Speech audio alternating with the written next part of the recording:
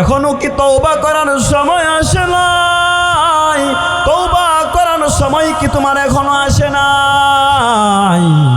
আমরা আমাদের হায়াতের জিন্দেগিটাকে শেষ করে দিচ্ছি, তওবা করে রুনাজারি করে গুনাহমুক্ত জিন্দেগি করার কোনো প্রেরণা আমাদের মধ্যে এখনো আসতেছে না। এজন্য পরকালের কথা বেশি বেশি স্মরণ করে, মৃত্যুর কথা বেশি বেশি স্মরণ করে আখিরাতের জন্য প্রস্তুতি গ্রহণ করবেন তো ইনশাআল্লাহ। আল্লাহ আমাদেরকে সেই তৌফিক দান করুক। আমরা তওবা করব। তওবা কাকে বলা হয়? তওবার আবেদনই করতে হলো আর রুজু, প্রত্যাবর্তন করা, ফিরে আসা, অনুতপ্ত হওয়া। পরিভাষায় তওবা বলা হয় যেই গুনাহ করা হয়েছে সেই গুনাহের উপর অনুতপ্ত হয়ে আল্লাহর কাছে ক্ষমা চাওয়া এবং সেই গুনাহগুলো ছেড়ে দিয়ে ভালো কাজের দিকে আগ্রহী হওয়া, ভালো কাজের দিকে দাবিত হওয়া, এর নাম হলো তওবা। সূরাতুত তাহরিমের ৮ নম্বর আয়াতে কারিমার মধ্যে আল্লাহ রাব্বুল আলামিন বলেন, ইয়া আইয়ুহাল্লাযীনা আমানু তুবু ইলাল্লাহি তাওবাতান নাসুহা। ও ইমানদার বান্দা বান্দিরা, ও আমার ইমানদার বান্দা বান্দিরা, তোমরা তওবায়ে নাসুহা করো, খাঁটি দিলে তওবা করো। আর সময় নাই, জানা নাই কার কখন মৃত্যুর ডাক চলে আসে। এজন্যে রব্বে কায়নাত আমাদেরকে ডাক দিয়ে বলতেছেন, ও ইমানদার বান্দা বান্দিরা, ইমান এনেছ, এবার গুনাহ করতেছ, নেক আমল করতেছ না, তো গুনাহের জিন্দেগি থেকে ফিরে আসো, খাঁটি দিলে তওবা করো। তওবায়ে নাসুহা। তওবায়ে নাসুহা কাকে বলা হয়? তওবায়ে নাসুহা বলা হয় 4টা শর্ত সাপেক্ষে যখন তওবা করা হবে তখন সেই তওবাকে বলা হবে তওবায়ে নাসুহা। কয়টা শর্ত বলেন? 4টা শর্ত।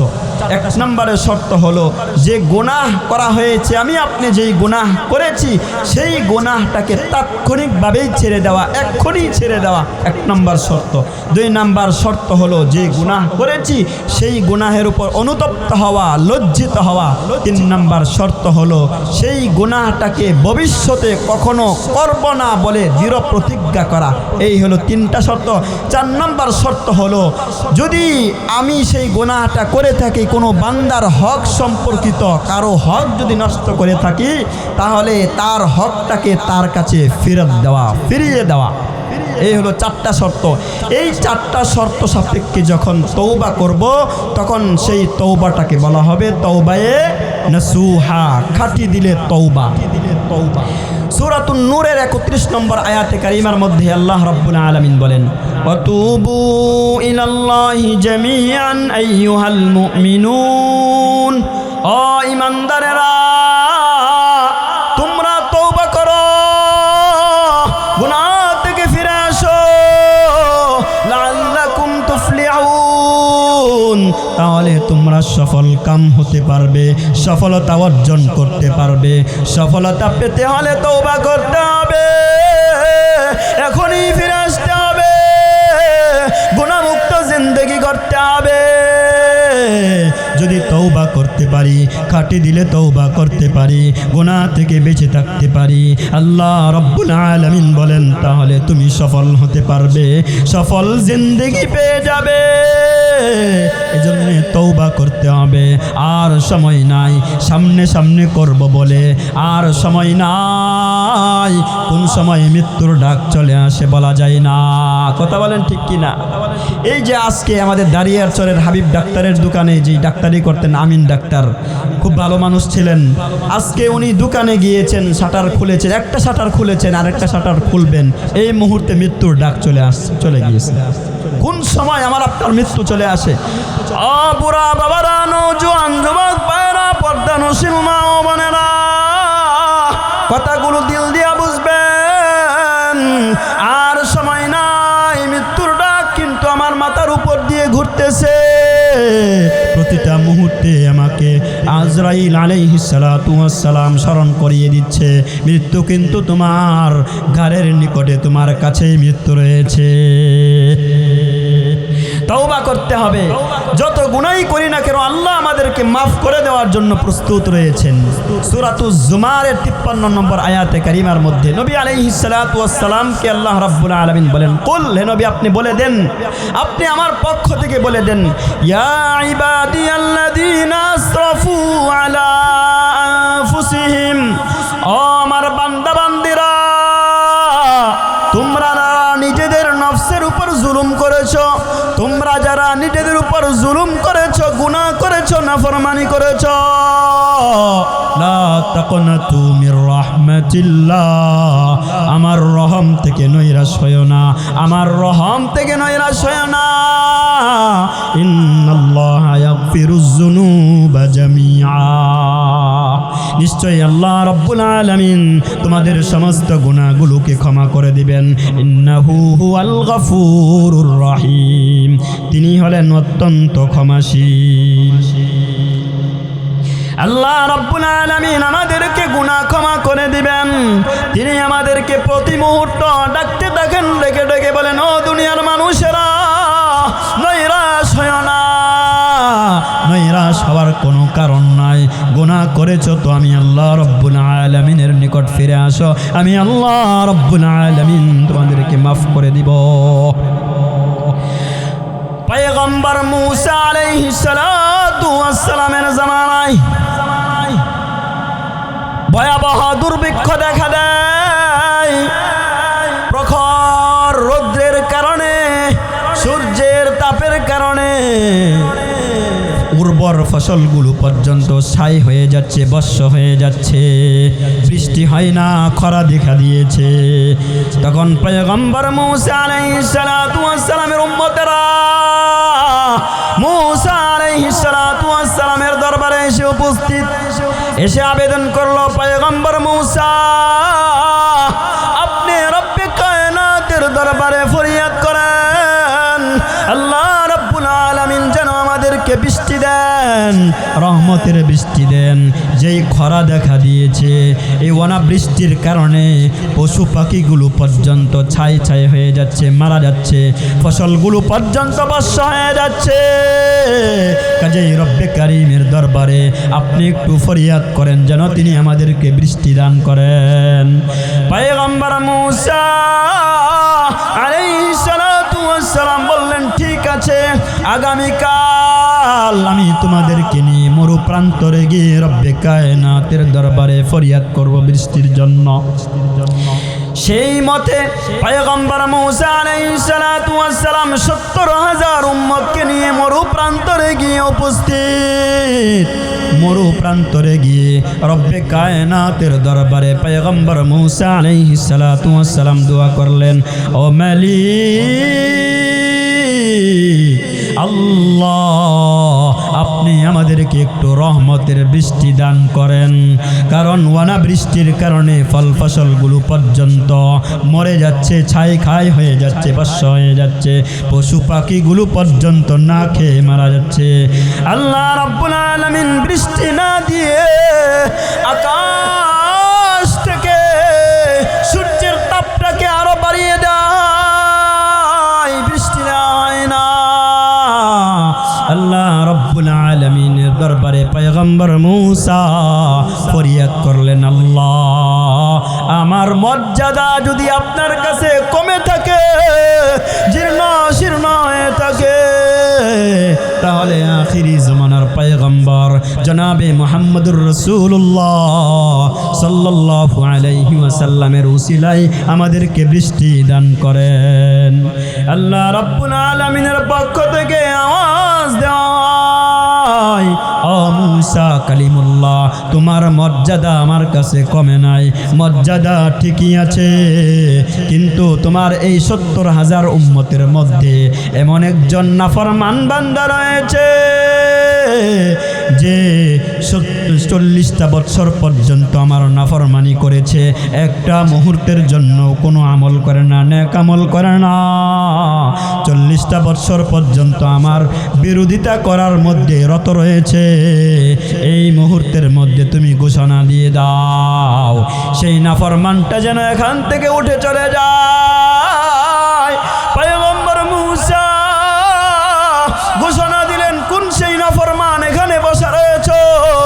যে 40টা বছর পর্যন্ত আল্লাহ রাব্বুল আলামিনের নাফরমানি করতেছো। পয়গম্বর মূসা আলাইহিস সালাম যখন ঘোষণা দিলেন, তখন যেই নাফরমান এখানে বসা ছিল যে 40 বছর পর্যন্ত আল্লাহ রাব্বুল আলামিনের নাফরমানি করতেছে, সে তো বুঝে গেল আমি ছাড়া নাফরমান তো এখানে আর কেউ নাই।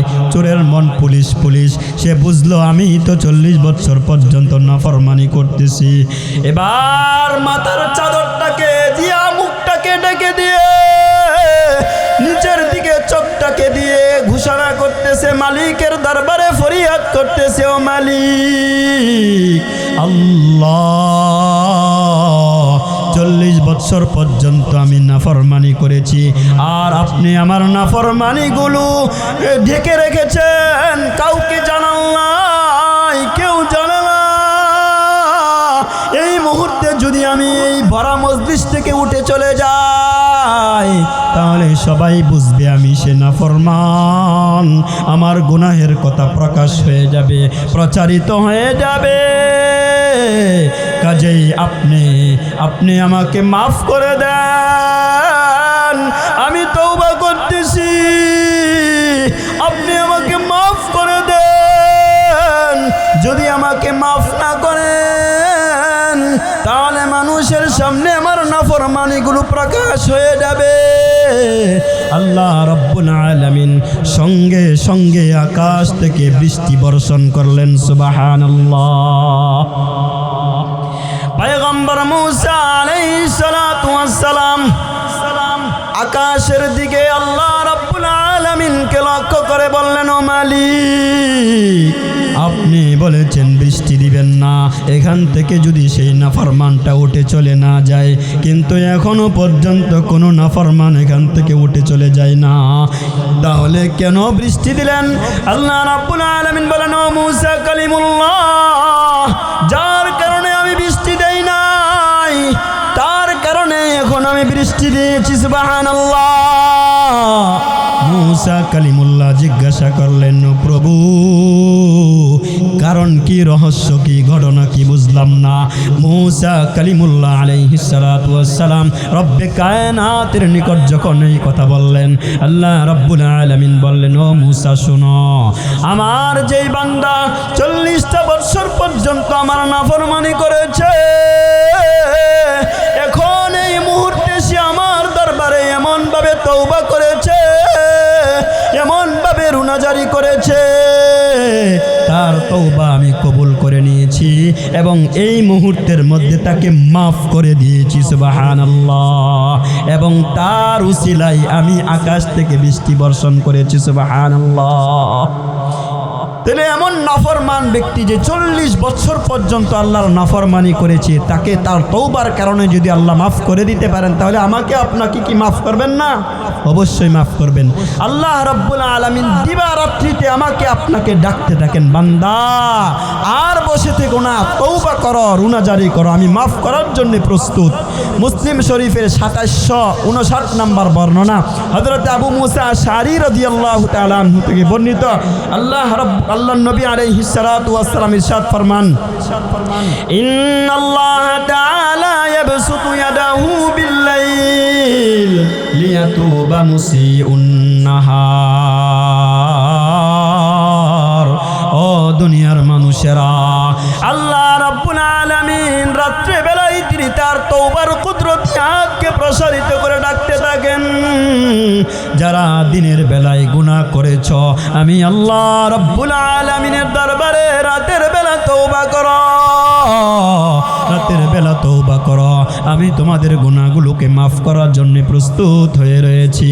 ওয়ায়াবসুতু ইয়াদাহু বিন-নাহার লিয়াতুবা মুসিউল লাইল। দিনের বেলায় তিনি তার তওবার কুদরতি হাতকে প্রসারিত করে ডাকতে থাকেন, যারা রাতের অন্ধকারে মালিকের নাফরমানি করেছ, গুনাহ করেছ, দিনের বেলায় আমি আল্লাহ রাব্বুল আলামিন কুদরতি হাতকে প্রসারিত করে ডাকতেছি, তওবা করো, রুনাজারি করো, হাত্তা তাতলু আশ-শামসু মিন মাগরিবিহা। এভাবে কিয়ামত পর্যন্ত সূর্য উদিত হওয়া পর্যন্ত আল্লাহ রাব্বুল আলামিন তওবার দরওয়াজা খোলা রেখেছেন। তওবার দরওয়াজা কিন্তু বন্ধ হয় নাই, এখনো পর্যন্ত তওবার দরওয়াজা খোলা রয়েছে। কথা বলেন ঠিক কিনা? প্রতিটা মুহূর্তে আল্লাহ রাব্বুল আলামিন আমাকে আপনাকে ডাকতেছেন। তওবার দরওয়াজা কিন্তু বন্ধ হয় নাই, তওবার দরওয়াজা কিন্তু এখনো পর্যন্ত খোলা রয়েছে। হয়েছে কিনা? খোলা রয়েছে। মুসলিম শরীফে 2766 নম্বর বর্ণনা, হযরতে আবু সাঈদ আল খুদরি রাদিয়াল্লাহু তাআলা আনহু থেকে বর্ণিত যে বনি ইসরাইলের একজন ব্যক্তি 100 খুন করেছে, এই ব্যক্তিটাকে আল্লাহ রাব্বুল আলামিন মাফ করে দিয়েছে। কানা ফি মান কানা ক্বাবলাকুম রাজুলুন ক্বাতালা 99 নাফসান। আল্লাহ নবী আলাইহিস সালাতু ওয়াস সালাম ইরশাদ ফরমান, তোমাদের পূর্বে কার এমন একজন ব্যক্তি রয়েছে যিনি 99 জন মানুষকে খুন করেছে, হত্যা করেছে। এরপর তার মধ্যে অনুভূতি জাগলো, অনুশোচনা জাগ্রত হলো, আমি যে এতগুলো মানুষকে হত্যা করেছি, এতগুলো মানুষকে খুন করেছি, পরকালে জাহান্নামের শাস্তি তো আমি সইতে পারবো না। এই অনুশোচনা অনুভূতি নিয়ে লোকদেরকে জিজ্ঞাসা করতে লাগলো, এমন কোন আলেম আছে কি যে আলেমের কাছে গেলে সে আমাকে একটা পথ বলে দিবে, তওবার একটা রাস্তা আমাকে বলে দিবে, আমার মাফের কোনো সুযোগ আছে কিনা? লোকেরা বলল, অমুক একজন আলেম আছে, তার কাছে যাও, গিয়ে বলো, হয়তো তিনি তোমার মাফের একটা ব্যবস্থা হয়তো করতে পারবেন। যখন এই খুনি ব্যক্তিটা 99 জন মানুষের হত্যাকারী ব্যক্তিটা যখন সেই আলেমের কাছে গিয়ে উপস্থিত, আলেমকে জিজ্ঞাসা করলো, আমি 99 জন মানুষকে হত্যা করেছি, আমার কি তওবার কোনো সুযোগ আছে? তখন সেই আলেমটা যোগ্য আলেম ছিল না, তার জানা ছিল না। সে বলল, না না, তুমি 99 জন মানুষকে হত্যা করেছ, তোমাকে আল্লাহ রাব্বুল আলামিন মাফ করবেন না। তখন সেই লোকটা ফাকাতালাহু ফাকাম্মালা বিহি মিআ, ওই আলেমকেও হত্যা করেছে, 100 পূর্ণ করেছে, যে আমার মাফ হবে না তোকেও হত্যা করলাম, এইভাবে 100টা খুনকে পূর্ণ করেছে। আবার তার মধ্যে অনুভূতি জাগলো, হায় হায় হায়, কি করলাম, কি করলাম, পরকালের শাস্তি সহ্য করতে পারবো না, জাহান্নামের শাস্তি আমি ভোগ করতে পারবো না।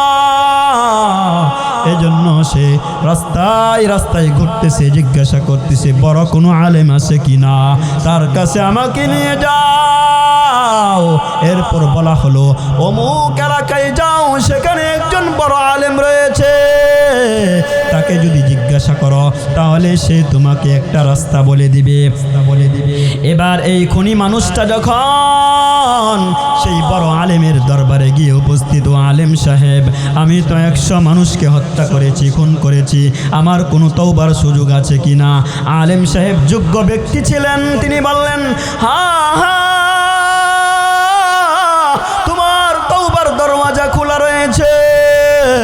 কিয়ামত পর্যন্ত যত মানুষ নাফরমানি করবে, লজ্জিত হয়ে যখন মালিকের দরবারে আসবে, মালিক গুনাহগুলোকে ক্ষমা করে দিবেন, তোমার মতো 100 খুনিকে আল্লাহ ক্ষমা করবেন। সুবহানাল্লাহ।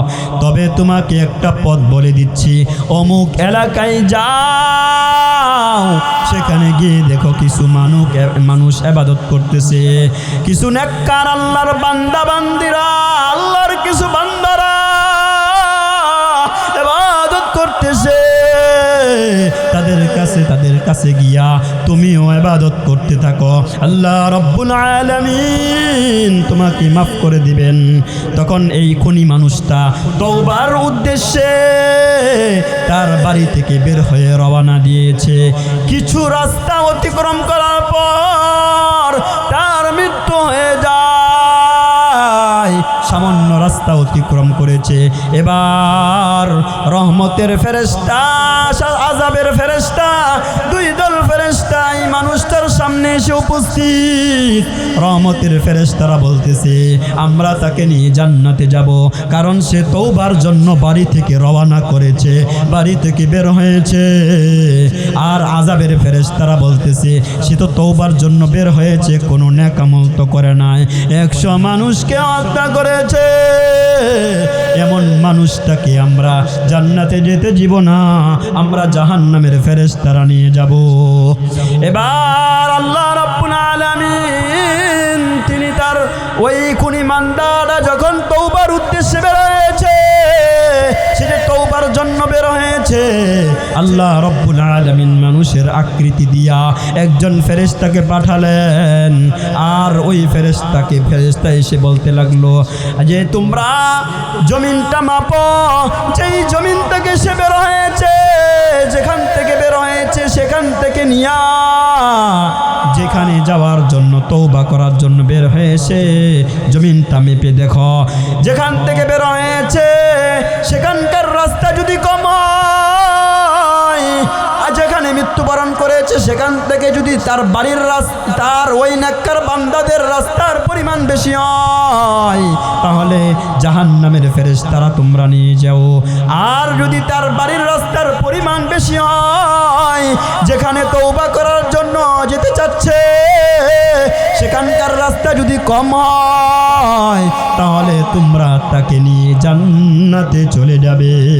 এবার আল্লাহ রাব্বুল আলামিন জমিনকে হুকুম দিলেন, ও জমিন পরিচালনা করি আমি আল্লাহ, জমিনের মালিক আমি আল্লাহ।